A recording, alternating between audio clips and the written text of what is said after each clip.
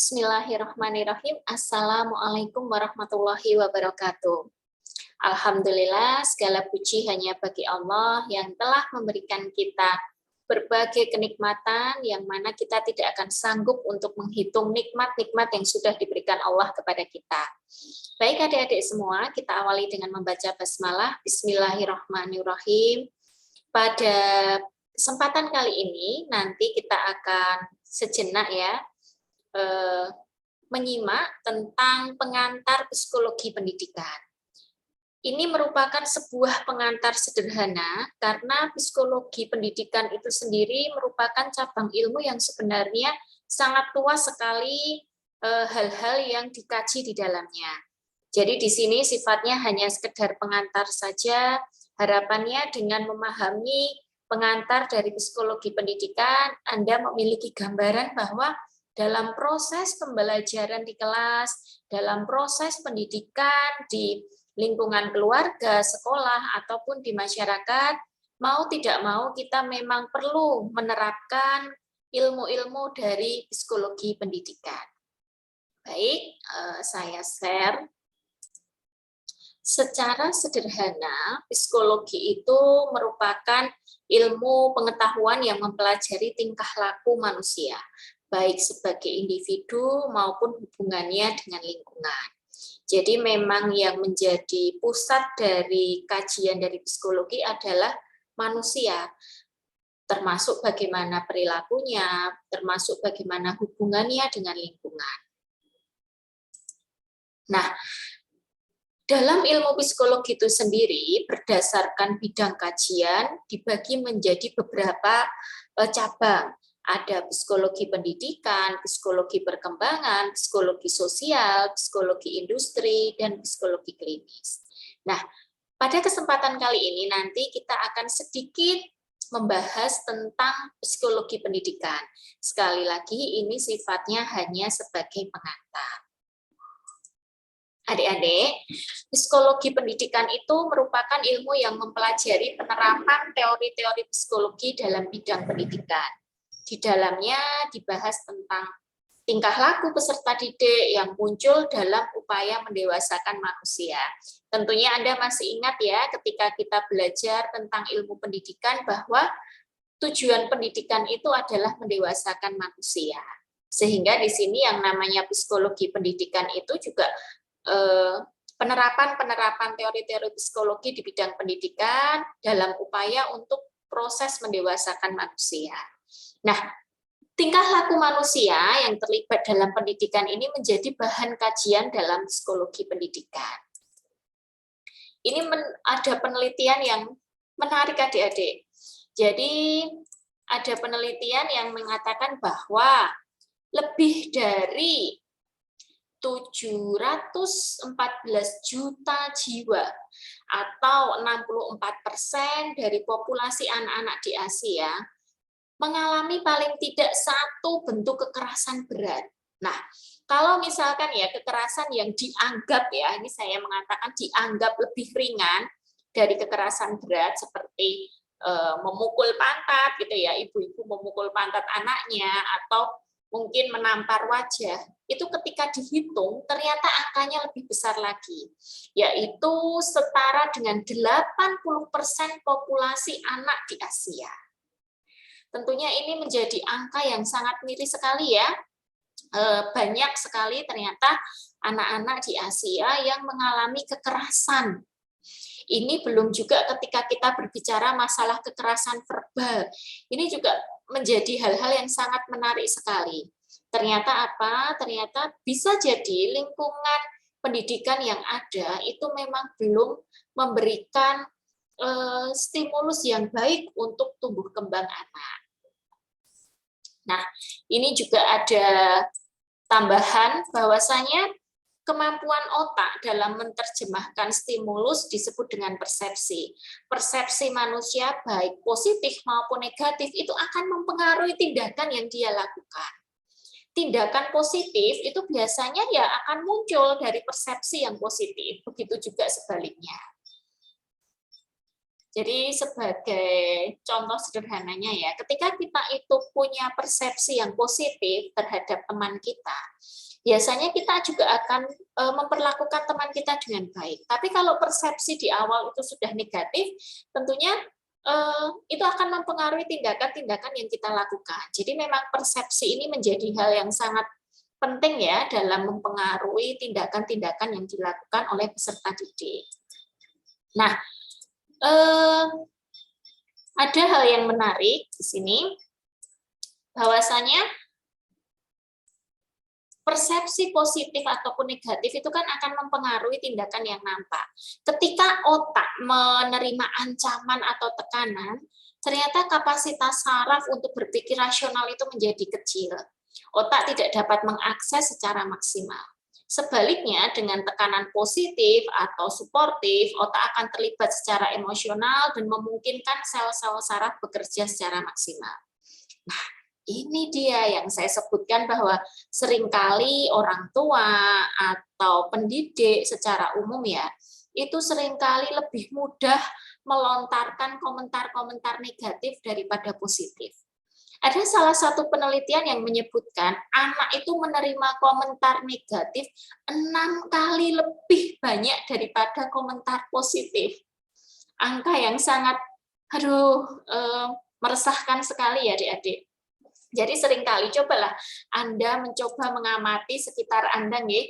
Seringkali ketika Anda melihat mungkin ponakan Anda, tetangga Anda, atau bahkan adik Anda, terkadang orang-orang di sekitar kita itu terlalu fokus untuk sangat responsif sekali, sangat cepat sekali ketika melihat hal-hal yang itu sifatnya negatif. Jadi misalkan anak gitu ya, menumpahkan minuman gitu ya, langsung, gimana sih? Gak lihat-lihat, gak hati-hati, ya gitu. Lalu ketika anak mencoba untuk bertanggung jawab, ambil lap gitu ya, untuk mengeringkan tumpahan air, kita diam saja. Kita seolah-olah itu terlalu fokus pada hal-hal yang sifatnya negatif. Jarang akhirnya orang tua, Masya Allah, bisa bertanggung jawab. Yuk, keren sekali, bagus. Benar-benar tanggung jawab ini, ibu senang nggak gitu. Tapi terkadang orang tua itu terlalu lebih sering memberikan komentar negatif daripada komentar-komentar positif. Tentunya ini akan dapat mengganggu tumbuh kembang anak, mengganggu rasa percaya diri anak, mengganggu rasa aman yang dirasakan oleh anak. Nah, ini ada juga penelitian bahwa ketika orang tua berteriak kepada anak-anaknya, itu akan mengganggu struktur otak pada anak.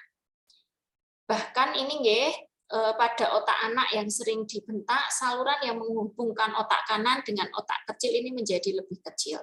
Ini tentu menjadi harapannya menjadi perhatian kita bersama bahwa ya sebisa mungkin ya kita bisa memperlakukan anak itu dengan baik.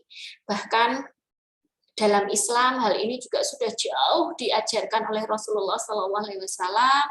Al-Quran juga menyebutkan dengan jelas bahwasanya ya berperilakulah lemah lembut terhadap orang lain. Jadi memang kepada siapapun, tidak hanya dengan orang yang lebih dewasa kepada kita, tapi juga agama kita itu mengajarkan kepada kita untuk berperilaku lemah lembut, termasuk dengan anak-anak.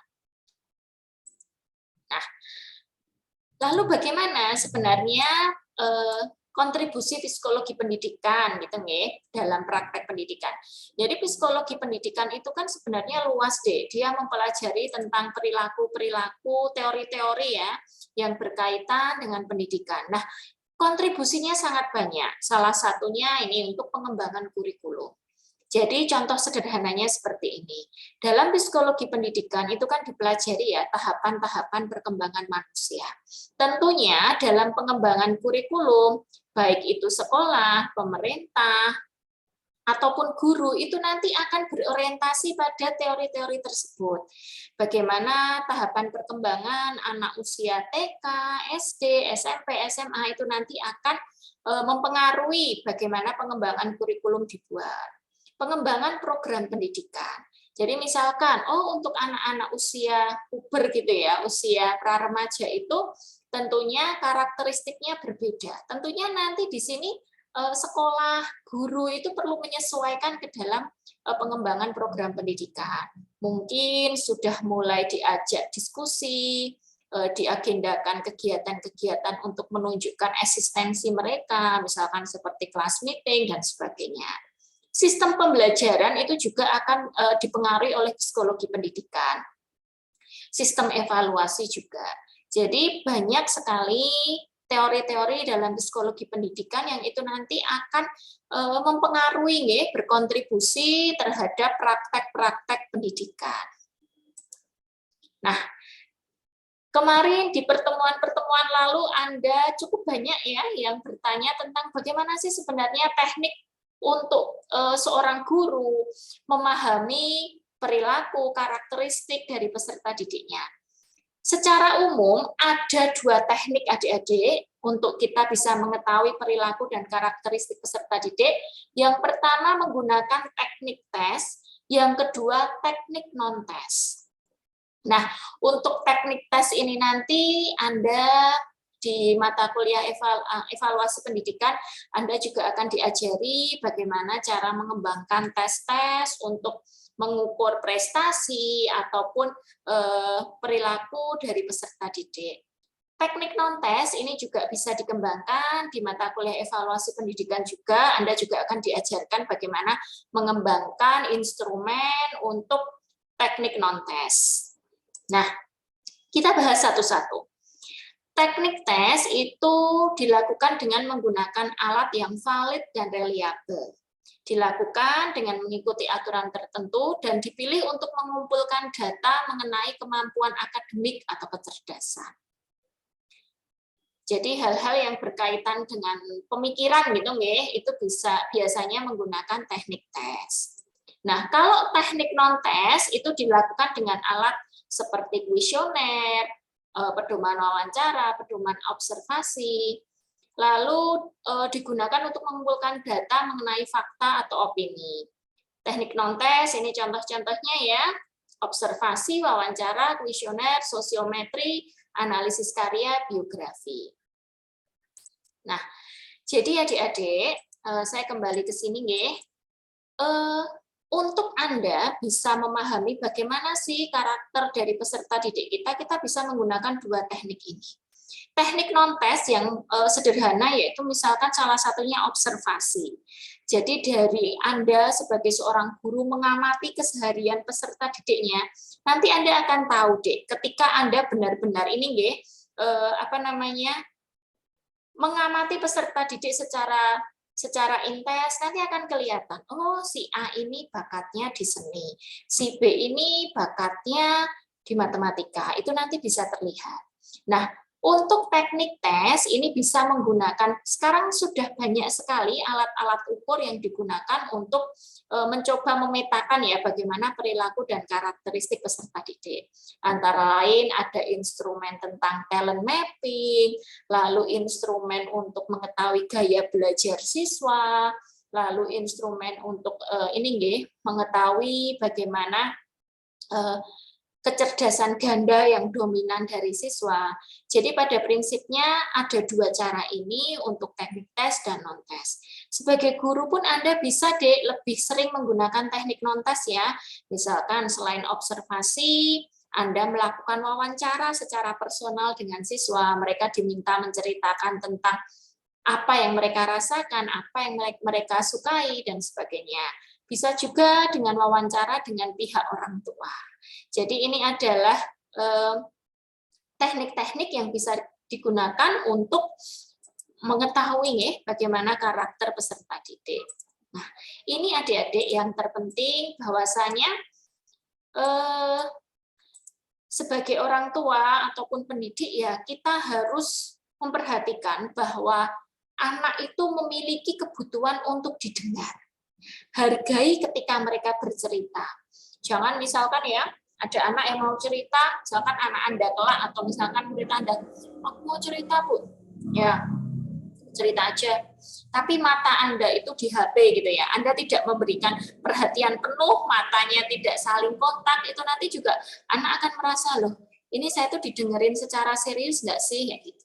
Insya Allah ketika seorang anak peserta didik itu terbuka dengan orang tua ataupun pendidiknya, dia akan nyaman untuk menceritakan hal-hal yang dia alami. Sehingga harapannya ketika ada konflik, ketika ada problematika, itu bisa kita tangani sejak masalah itu kecil. Bukan sebaliknya ya, guru taunya itu ketika tiba-tiba ketika masalahnya sudah besar baru diketahui. Nah, insya Allah dengan komunikasi yang terbuka itu nanti sebagai seorang pendidik kita bisa lebih maksimal dalam mendampingi tumbuh kembang anak. Anak itu juga butuh belajar tentang variasi dan menyikapi emosi. Ini juga sering ya saya sampaikan bahwa ketika masa kanak-kanak itu, ya anak perlu tahu apa itu marah, apa itu takut, apa itu sedih, apa itu kecewa, dan mereka tahu bagaimana cara mereka mengungkapkan emosinya dengan benar. Nah, kaitannya dengan seorang guru ketika kelak Anda melakukan pembelajaran di kelas atau kaitannya dengan Anda sebagai orang tua ketika mendampingi anak belajar, ini hal yang penting. Menumbuhkan minat itu harus diprioritaskan terlebih dahulu daripada materi yang akan diajarkan. Buat anak itu tertarik dulu dengan materi yang akan dipelajari. Itu nanti insya Allah akan membuat mereka berminat dan akan memberikan dampak positif pada proses belajar yang akan dilakukan. Itu hanya sekilas saja, sedikit sekali pengantar tentang psikologi pendidikan. Harapannya ini bisa memantik diskusi-diskusi yang lebih lanjut, dan harapan saya Anda juga memperbanyak wawasan Anda melalui literatur-literatur yang ada. Saya akhiri, wassalamualaikum warahmatullahi wabarakatuh.